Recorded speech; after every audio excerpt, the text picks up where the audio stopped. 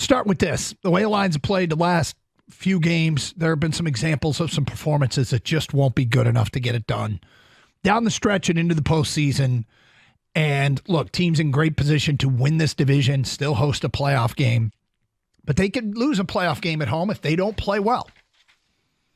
And you don't have to look hard for an example. Right now, the Detroit Lions match up in the postseason with Minnesota. They could match up with Green Bay. We've already seen them lose to Green Bay at home. So there's ample examples here of reasons why you should be concerned. You know, when things were going well, and they were, like an 8-2 start, they were going well. We said, look, they're going to lose again because it's not realistic. They're not the type of team that it'd be great if they're going to go 15-2, but they're not.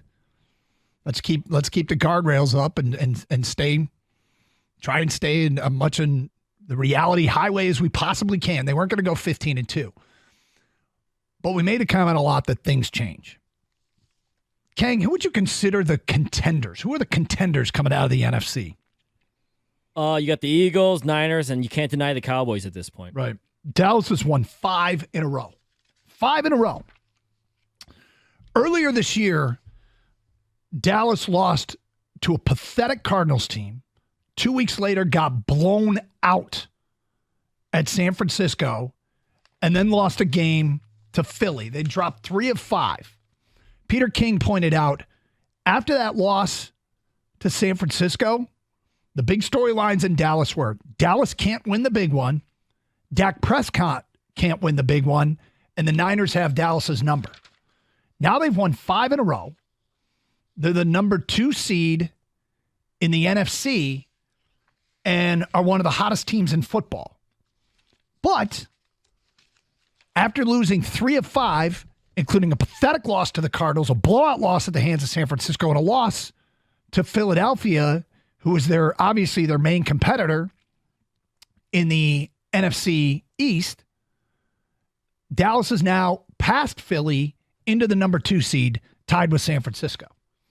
Things changed for Dallas. Okay?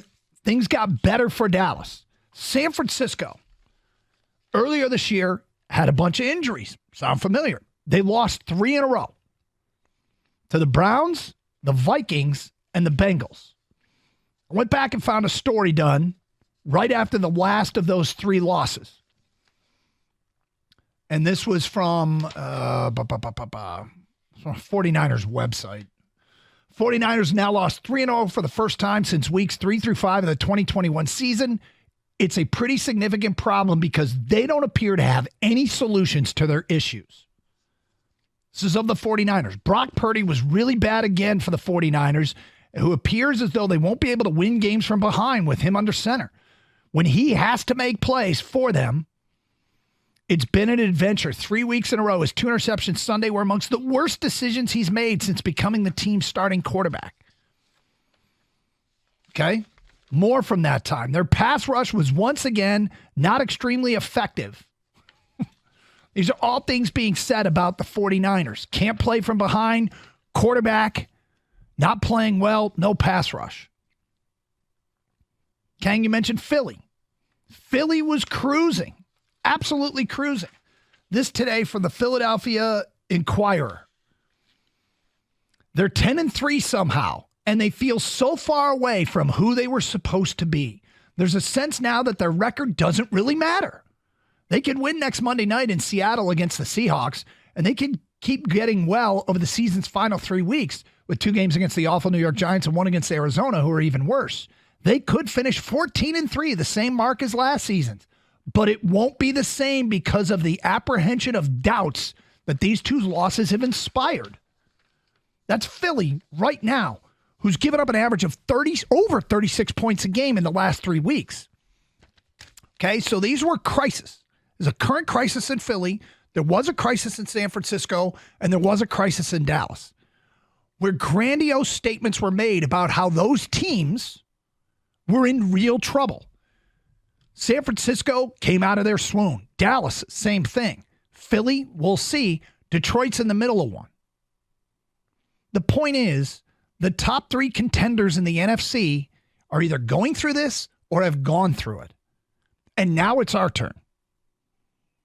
Okay? Now, what those fan bases have that we don't have is examples of recent success.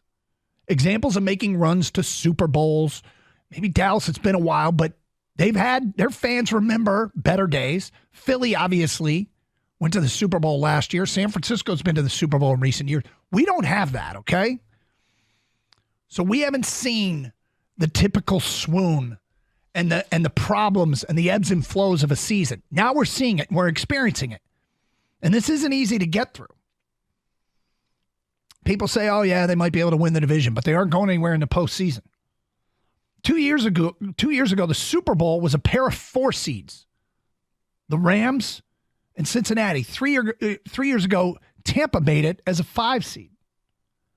Lions are still firmly positioned to be the 3 seed, with a chance still in front of them to be the 2 seed because they play Dallas in a game that might dictate where Dallas and Detroit could play in the postseason, either here or in Arlington.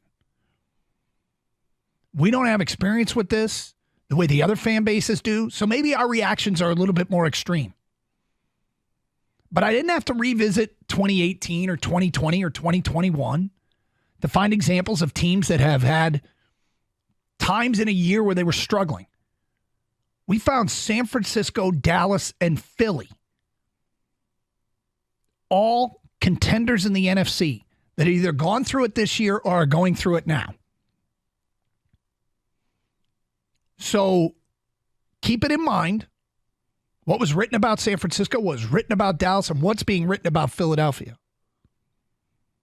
I mean, Philly, they're talking about being 14. That line, they might be 14-3, and they might get to 14-3, but it just doesn't feel the same.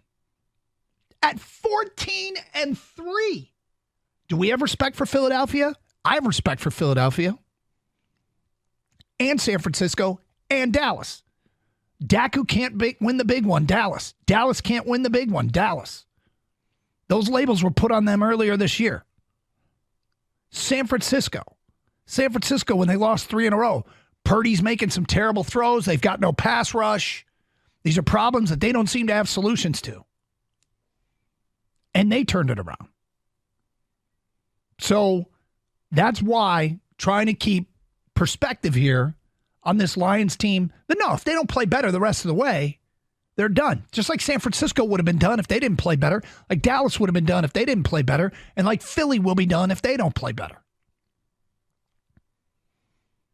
So we have plenty of examples dating back to over a year where the Lions have been an exceptionally good team, and they're going through a rough stretch. That's why I'm not panicked today. No, it's good rationale. It's a good way to stay level-headed, and keep things in perspective, like you said. You briefly mentioned it, but I think the only reason why Lions fans are more panicked than those fan bases maybe, obviously we're going through it right now. So I mentioned earlier, when you're sick, you don't know if you're ever going to get better. You're like, oh my God, I'm throwing up. It's coming out of both ends. I got a fever, right? You're like, am I ever going to be healthy again? So we're going through it right now currently. We're living in the right now. The other difference is, though, those teams you mentioned, they just have better resumes, and they actually have proof. Like, you can talk about Dallas not winning a big game. They won a playoff game last year. The Niners obviously won a playoff game last year. The Eagles went to the Super Bowl. So those teams literally have proof with the players and coaching staff that they have that they've done it. This staff, as great as they finished last year, they didn't make the playoffs. So we're going through our first time through this. So if they come out of this, and this happens next year, we'll be like, well, look what happened last year, right? We're not as familiar with it. Exactly. Yep. So we're kind of going through it right now in real time. So I think you got to give some of the fans a little bit of a break about just, hey, as far as me, I'm not going to tell anybody else how to feel. I'm not going to tell you how to feel, Doug. I'm just a bit more concerned because of the trend that they're at the last 4 games. Yes, and we should have expected this. We should have expected a stretch of football where they made us uncomfortable. I mean, unless you are the 72 Dolphins or that Patriots team that went 17-0, unless you are that team, what they go 17-0, whatever they were, unless you're that team, you're going to deal with this stuff in the course of an NFL season. We should have expected it. Now, if they don't pull out of this, I think it's a bigger problem from hey, do they've got the makeup to do this? They got the makeup to do it because they've got talent for sure, especially on the offensive side. And what makes this most correctable is I think the best position group on the team, where they are at their best, is what they need the most. They need the offensive line to be the strength that they are. And when that happens, everything else kind of falls into place.